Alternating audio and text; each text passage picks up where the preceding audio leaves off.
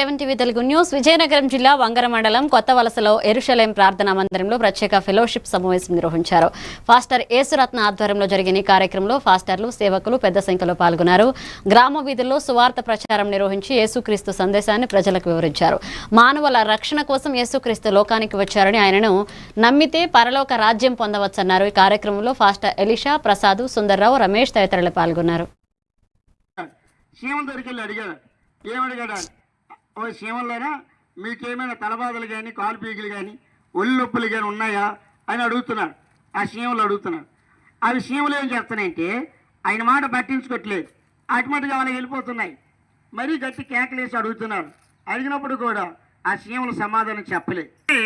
దేవుడు కూడా పరలోకంలో ఉండిపోతే, దేవుడు దేవుడిగా ఉంటే మరి మానవుల బాధలు ఎలాగ అర్థమవుతాయి? అందుకే మానవుల బాధలు అర్థం చేసుకోవడానికి మా ఆయనకి అర్థం కావడానికి ఏమైందంటే ఆయన మరి జాండపట్లో 12 అంగుళ శిశువుగా ఈ లోకానికి మానవ అవతారం ఎత్తి ఒక మనిషిగా ఈ లోకానికి వచ్చాడు. అందుకన్నాడు ఆయన మా నశించిన దాన్ని వెదికి రక్షించడానికి మనుష్య కుమారుడు ఈ లోకానికి వచ్చాడు. అంటే ఆయన ఒక శరీరం ఆయన ధరింప చేసుకున్నాడు.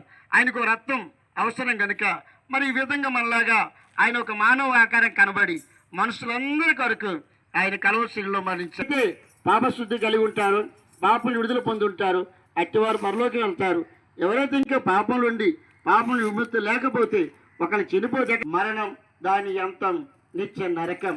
అట్టి నరకానికి వెళ్ళకూడదని ప్రభువైన యేసుక్రీస్తు వారు నిన్ను నన్ను ప్రేమించి ఈ మాటలు తెలియజేస్తున్నారు. ఈ మాటలు వింటున్న మా ప్రియులారా,